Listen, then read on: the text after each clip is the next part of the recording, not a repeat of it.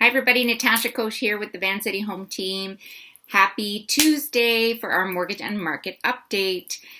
Those of you that saw the skill testing photograph of where we're going to do our market update this week, speak now or forever hold your peace. The picture was the castle. And the castle actually is a significant place in Abbotsford. So we're heading to the Fraser Valley to do a little market update in that direction. Completely different real estate board. So those of you that would like to look for a little bit more affordability and lots of great parks and trails and just explore the Abbotsford Mission area, you can stop in for a little bit of mini golf at the Castle Fun Park. So they've just reopened after everything with COVID-19. They have limited hours, but you can book birthday parties.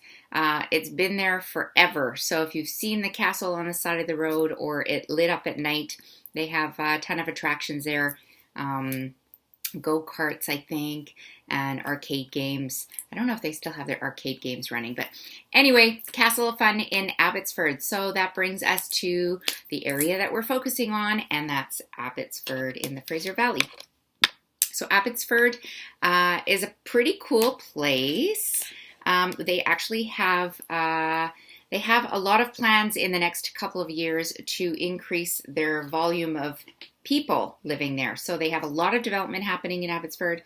They are home to the Abbotsford International Airport, so you can actually get flights from WestJet when the flights are operating across Canada and internationally. So let's talk about the house price average and why it's so appealing. Number one, you can get number one highway all the way to Abbotsford. So the commute sometimes in Vancouver takes an hour, and it takes about the same to get to Abbotsford. So listing house price average for a single family home is $644,614.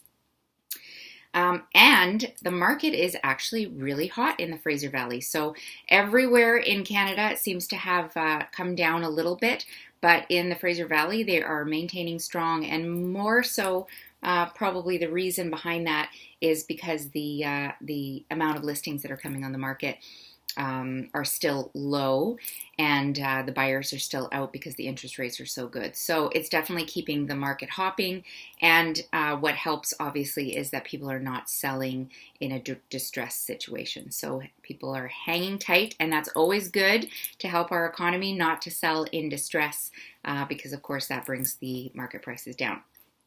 Okay, so 419 new listings in Abbotsford, and 199 of those sold. Takes about, on average, 23 days to sell a property in Abbotsford, so that's pretty good. What else can I tell you about Abbotsford? I think that's probably about it. If you have any questions or you want me to do some research for you, the condo market has come down in pricing a little bit in Abbotsford. So if you're looking for an investment property, or if you want to take advantage of some of the programs that CMHC is offering as far as matching your down payment, that is an area probably you want to focus on because the prices are more affordable. So that being said, there's your market update for Abbotsford. We're going to jump into our mortgage update and see what's happening in mortgage land with Jesse in a moment.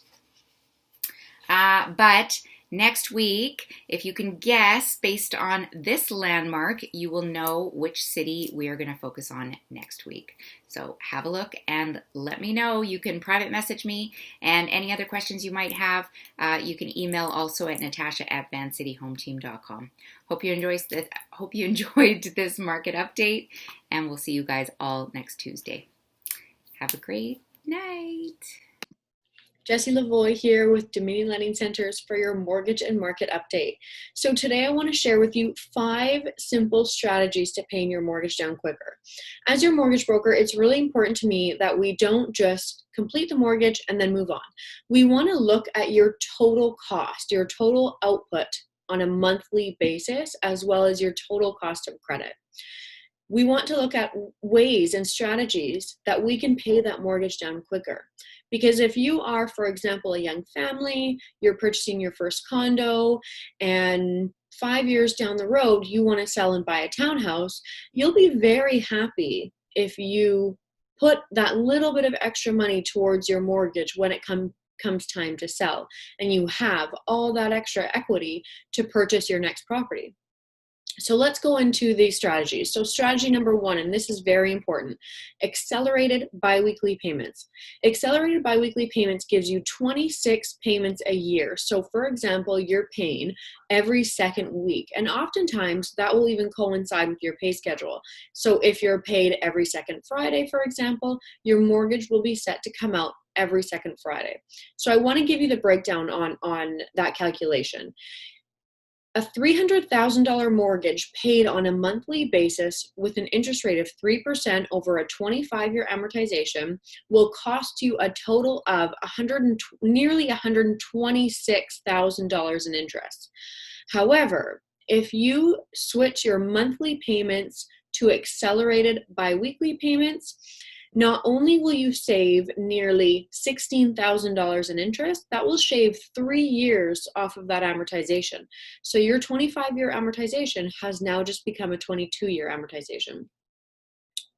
Next strategy, round up your mortgages. This is a super simple and painless way to make extra payments to pay down that principal. And oftentimes it's not so financially impactful that more often than not, you won't even notice it. So for example, if you have a biweekly payment of $500, or let's just say $540 every 2 weeks, increase that biweekly payment to $600. More often than not, you won't even notice the change, but you'll be making a huge impact on your principal, paying down that principal, which will in turn save you thousands of dollars in interest. Tip number 3, put your found money towards your mortgage. So for example, found money could be your tax return. Let's say you receive a $2,000 tax return. It's very easy to use that tax return and spend it on something fun, go on a vacation, even put it in savings, in a low interest savings account. If you have that $2,000, why not use it and let that money work for you and pay down that principal? That will be $2,000 less that you'll be paying interest on. Tip number 4, make lump sum payments. So this is something that a lot of people don't know, that you can actually, with most banks and lenders, you can make extra payments anytime throughout the year, up to 15% of the principal balance, of the original principal balance. So if you have an extra couple $100 saved and you want to throw it onto the mortgage, you can do that very easily. And not only that, but most lenders and banks nowadays, they have an online portal for you. So it would be very similar to your online banking. For example, you go onto your online portal, you know that you want to make an extra payment of $100 or $200, and that $200 will go directly to principal. Or you can save throughout the year, and if you have $5,000 at the end of the year, you can throw that onto your mortgage on the anniversary. Again, that's $5,000 that you're not paying interest on. And then lastly, tip number 5, and this is a very important one, is stay informed. Make sure you are staying informed on what's happening in the market. I have a lot of clients right now that we're doing their annual mortgage review. We're looking at their interest rates. Let's say they got their mortgage back in 2016. Interest rates were around 3.5%, at some points as high as 3.79%, 3.8%.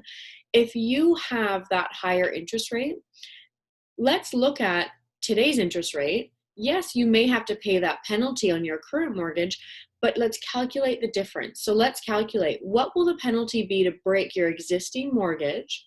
What will the total savings be based on new interest rates today? And does that savings outweigh your total cost? And if it does, look at a refinance. A refinance isn't always a bad thing. If you refinance with a much lower interest rate, your payment will go down. So then we can lower your amortization. So if you're on, for example, you're on track to pay your mortgage off in 20 years, we can then adjust that amortization to 18 years or 17 years if that payment is within budget for you. That will automatically, of course, lower the length of your loan, pay your mortgage down much quicker. If you have any questions or you want me to do a review for you, please feel free to reach out to me. I hope you all have a really great day.